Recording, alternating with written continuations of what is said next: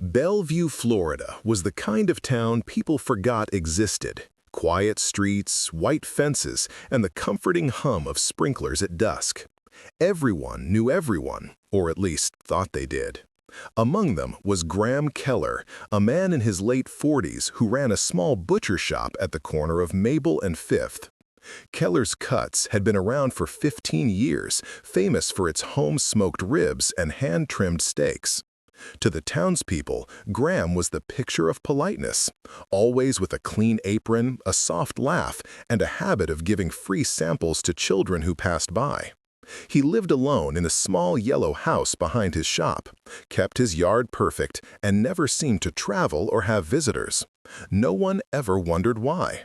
That changed on a muggy evening in June 2023, when a delivery driver named Marcus Holt vanished after dropping off a shipment at Keller's store. His truck was found idling in the alley, door open, headlights still on. At first, police thought it was a robbery, maybe a carjacking gone wrong. But the cash in Marcus's glove box was untouched. And when his girlfriend reported him missing, officers returned to question Keller. He met them with calm politeness, wiping his hands on a stained apron, explaining Marcus had unloaded the meat and left. "Must have gone for a smoke," he said with a shrug. The officers looked around. The place smelled faintly of burnt meat and bleach. Keller apologized, saying he'd been cleaning up after a long day. Nothing seemed immediately wrong, but one officer noted how unusually cold the walk-in freezer felt when Keller opened it. Keller noticed him noticing and quickly shut the door with a smile. That night, the missing person report went out, but no one suspected Graham Keller. Not yet. Over the next few days, a strange rumor began to circle through Bellevue. Someone claimed they'd seen Keller dragging a heavy trash bag out back long after midnight. Another neighbor swore they'd heard something metallic scraping against concrete. The air around Maple Street began to feel different, tense, uneasy. Then, 3 days later, a sanitation worker found something near the dumpster behind Keller's shop. A strip of plastic wrap, sealed tight, with a tag that read, "Premium cut, 4 pounds." Inside, there was meat, pale, oddly shaped, and veined in a way no one could quite place. The worker turned it over to police. Within hours, Keller's shop was surrounded by flashing lights. Officers entered through the front, calling his name, but the place was empty. In the back room, they found knives, hooks, and carefully arranged cutting boards, all cleaned too perfectly, as if someone had scrubbed away every memory. Then they reached the freezer. Inside were dozens of neatly labeled vacuum-sealed packs stacked in rows.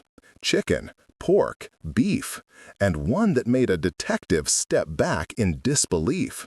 It read simply, "Special cut, Bellevue woman, 39. Keller was nowhere to be found, and Marcus Holt was still missing. Bellevue's quiet charm was gone overnight. Neighbors stood behind police tape, whispering about the man they'd trusted for years, the man who'd sold them dinner, smiled at their kids, waved every morning. No one wanted to believe it, but deep down, every person on that street began to ask themselves the same question. How well do we ever really know the people who feed us? By the time the forensic team entered Keller's Cuts, the smell inside was unbearable. A mix of ammonia, iron, and something sweet that clung to the back of the throat. Detectives worked in silence, their gloved hands trembling slightly as they opened the labeled packages one by one. At first, they tried to convince themselves it was animal meat, maybe deer, maybe boar, but the texture was too soft, the fat too pale. Each label had a date, a weight, and a strange personal note scribbled on masking tape.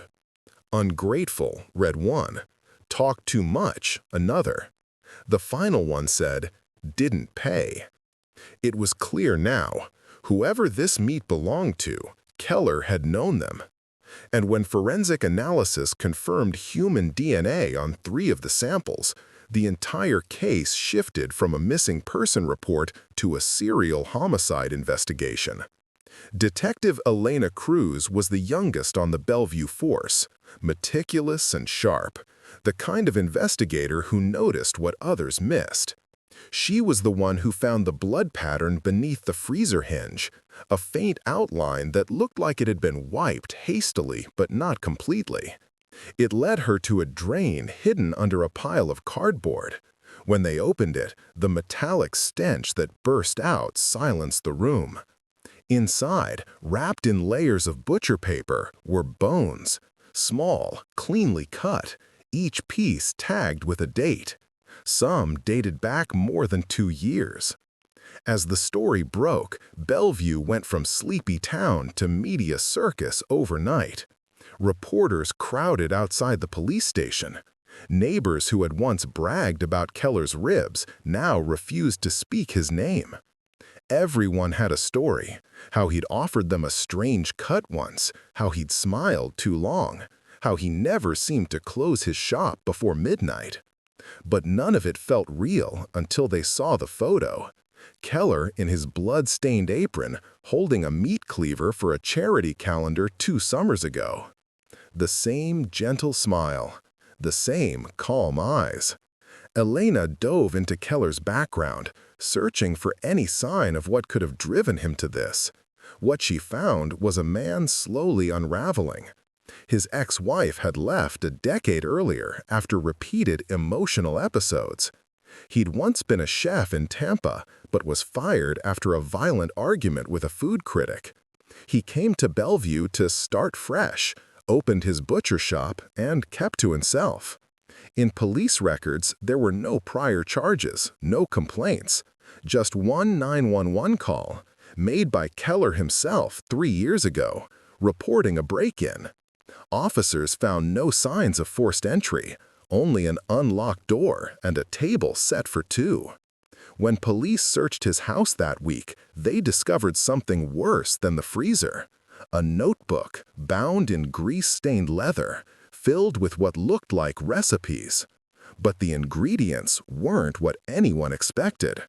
One page read, "For bitterness, take the tongue of the deceitful. For arrogance, the heart of the ungrateful." Another said, "Always cook slow.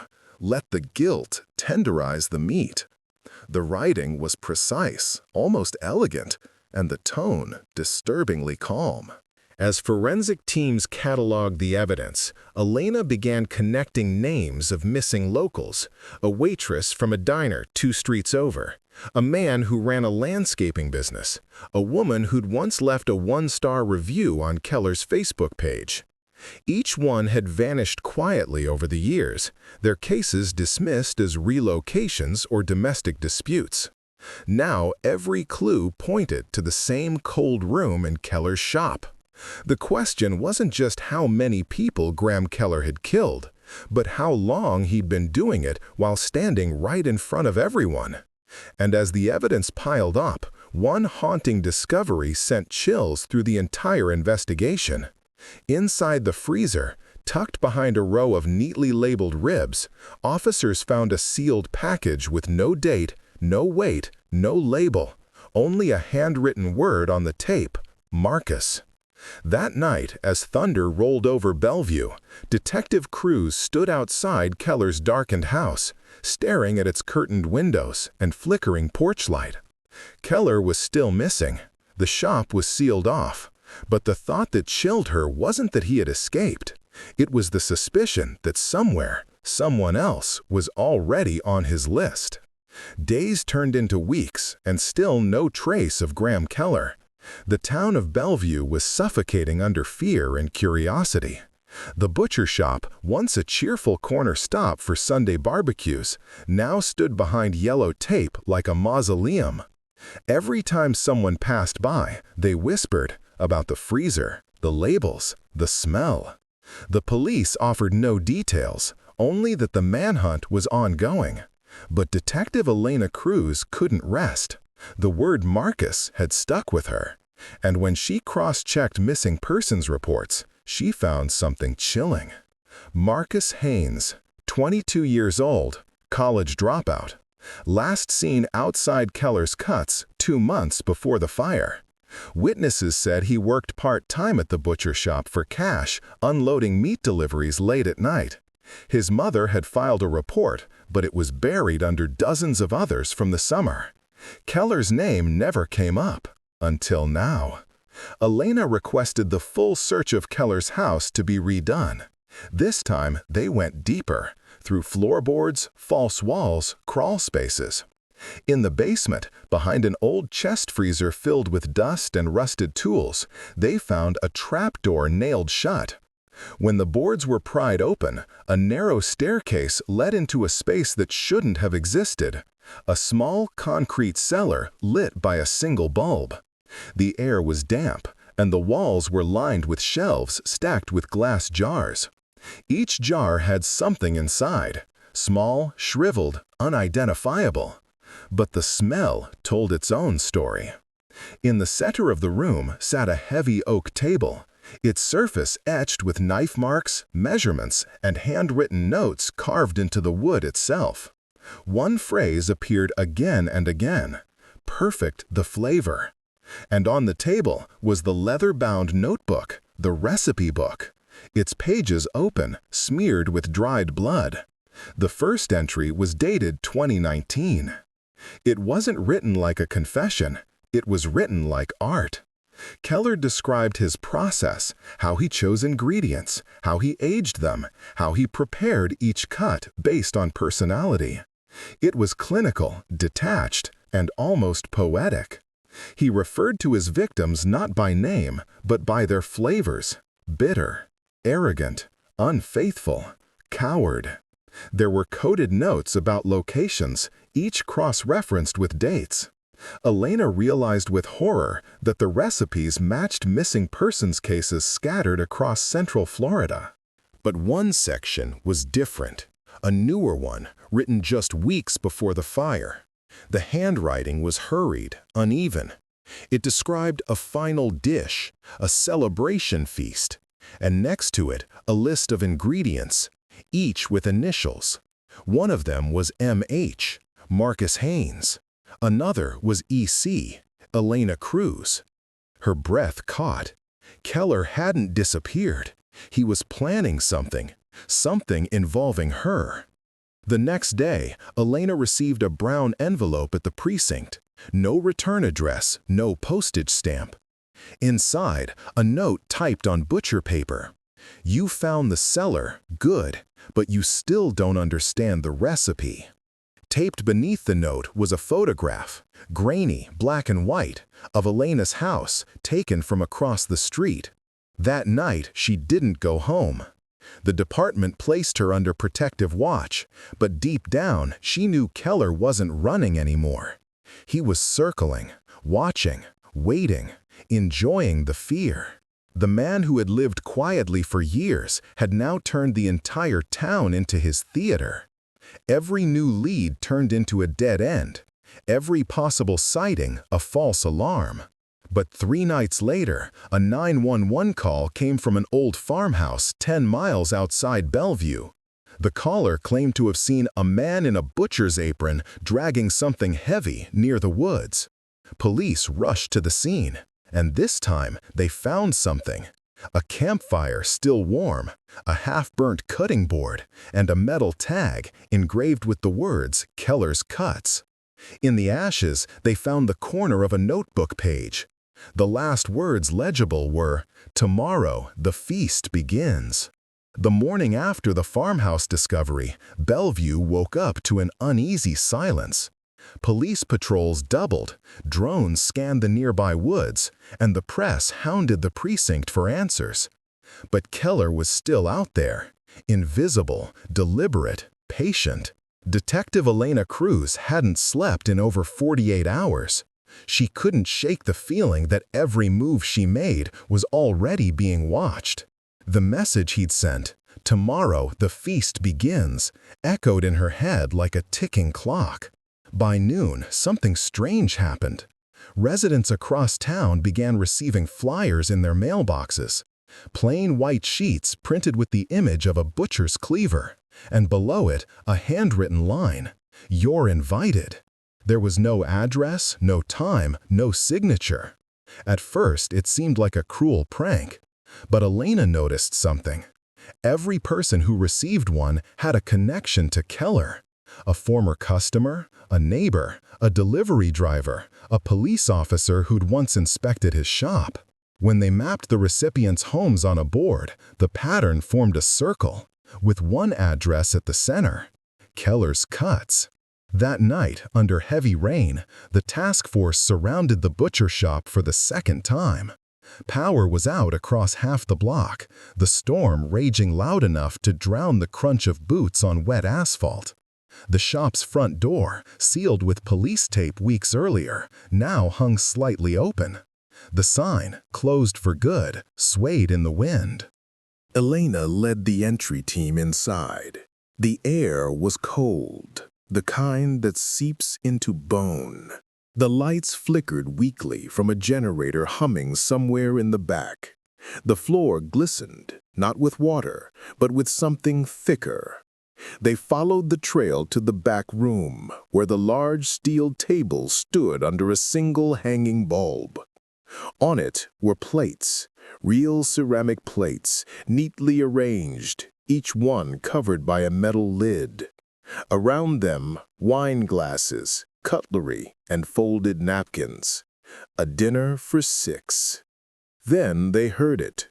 Faint music playing from an old radio on the shelf. A slow, scratchy tune from the 1940s. And beneath the table, a camera light blinking red.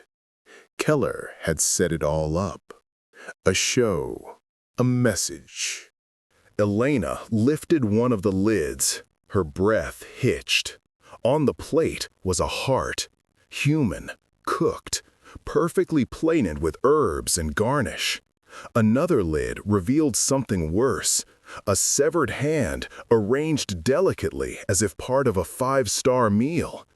Each dish had a card beside it, handwritten like the labels in the freezer.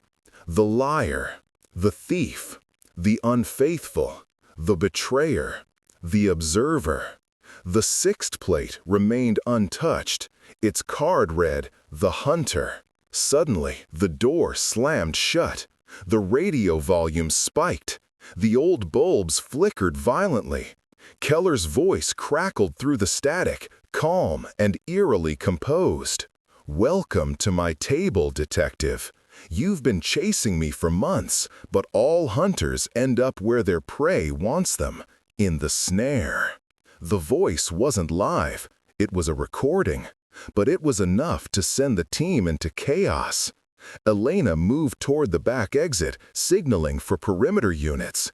Then she saw it. Fresh footprints in the blood, leading out the rear door. They just missed him. Outside, the storm roared. Police dogs picked up a trail through the alley that led behind the shop into the woods. And there, in the distance, a single lantern flickered. The chase began. Elena ran through the mud, heart pounding, radio static in her ear. Each flash of lightning revealed movement ahead. A figure, tall, broad-shouldered, moving deliberately. Keller. When he turned once to look back, their eyes met for the first time. His face calm, expressionless, as if this was all part of a performance. He disappeared into an abandoned meatpacking facility at the edge of town. The place had been shut down for years, its metal walls groaning with the wind. Inside, the smell of rot and rust mingled in a suffocating haze. Bloodstains marked the floor like a map. Then a sound. Chains, footsteps, and Keller's voice again, closer this time. "You shouldn't have read my book, detective. Now you're part of it." Elena raised her gun, scanning the dark. A shape moved behind a pillar, then another. Keller wasn't alone. Hanging from the ceiling were mannequins dressed in butcher aprons, each one with a face crudely drawn on paper. It was his stage, and she was standing at the center of it. A shadow lunged. The struggle was brutal. Keller swung his cleaver with terrifying force, his movements methodical, almost rhythmic. But Elena fought back hard, driven by weeks of horror and obsession. The fight crashed through tables, through glass, until finally, with one last surge, she fired. Keller fell. He looked up at her, blood pooling under his head, and smiled faintly. "Don't worry, detective. The recipe's already written." Then his eyes went still. But as the thunder echoed and officers rushed in, Elena noticed something in his hand. A small folded paper soaked in blood. She opened it. Inside were 6 words, written in his careful hand. "The feast is never really over." The official report said it was over. Graham Keller, the Butcher of Belleview, shot and killed during a confrontation with police. His body was taken to the coroner's office, his shop demolished within weeks. The town tried to move on, though the scars ran deeper than anyone admitted. Restaurants shut down. Butchers saw their sales vanish. People stopped eating red meat altogether. Bellevue became a ghost town with a lingering smell of bleach and smoke. Detective Elena Cruz was hailed as a hero. News outlets plastered her photo everywhere. The woman who stopped a cannibal killer. She smiled for cameras, stood at press conferences, and said all the right words. Justice has been served. Bellevue can finally heal. But inside, she wasn't convinced it was over. Because of that note, the feast is never really over. A week after Keller's death, the lab results came back from the crime scene. Most of the DNA matched Keller's known victims, except one. The tissue sample from the Hunter plate didn't match any known person in the database. It wasn't Keller's either. It was fresh, no more than 48 hours old at the time of discovery. That meant someone else had been killed after Keller's shop was first raided. Someone Keller hadn't had time to prepare. Elena started digging quietly. Every record, every photograph, every surveillance clip from around the butcher shop in those final days. In one frame, captured by a security camera across the street, she saw Keller loading boxes into a van 3 nights before the fire. But in the next frame, barely visible in the reflection of the shop window, there was another man, a younger man, wearing the same butcher apron, face obscured, helping him. A partner. The thought turned Elena's blood cold. She went back through Keller's recipe book, page by page, searching for clues she might have missed. On the last page, below the final entry, the feast, she saw faint indentations from something that had been written on a sheet above it. When she shaded it lightly with pencil, the words appeared. "He'll continue the work." That night, Elena received another envelope. Same paper, same typewriter font. Inside was a single photograph. Keller's funeral. Only one person attended. A man standing in the back row, face hidden under an umbrella. On the back of the photo, the same words repeated. "The feast continues." By now, she was sleeping in her office, afraid to go home. The case had consumed her. Her partner at the precinct urged her to let it go. Keller was dead. The town needed peace. But Elena knew this wasn't over. Not until she found the man in that photo. 2 months passed. Then, one evening, a 911 call came from the next county over. A diner owner reporting a break-in. The intruder hadn't stolen anything, just left behind a single wrapped package in the freezer. Inside was a handwritten note. A gift from Bellevue. When police opened it, they found a severed tongue. Elena drove there that night herself. The diner's security footage showed a man entering through the back door at 2:14 a.m.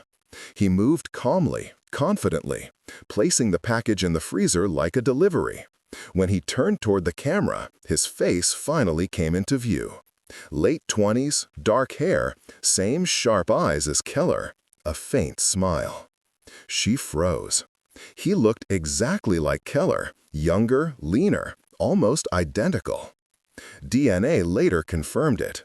Graham Keller had a son, one he'd never claimed on paper. The name listed on an old hospital record, Simon Keller, born in 2000. Elena stared at the file in disbelief. The final piece had been in front of her the entire time. The helper seen in the footage, the second butcher in training, the one who kept the recipe alive. Simon had been watching the investigation unfold, biding his time. And now he was continuing his father's legacy. The Bellevue case was reopened under a new name, the Killer Line. Warnings went out to small towns across Florida, but Simon was gone. Like his father, he vanished into the quiet, blending in, waiting for his next ingredient. Months later, Elena finally left the force. She moved out of Bellevue, bought a house miles away, and tried to forget. Yet one morning, as she stepped outside for her paper, a small white envelope lay on her porch. No postage. Inside, a single sheet of butcher paper, a cleaver drawn in black ink, and beneath it, a handwritten message in clean, deliberate script. You taught me the taste of fear. Now, it's your turn. She looked around. The street was empty. Just birds, wind, and the distant hum of a delivery truck turning the corner. But when she looked closer, the truck's side bore a familiar name, faintly painted beneath the new logo.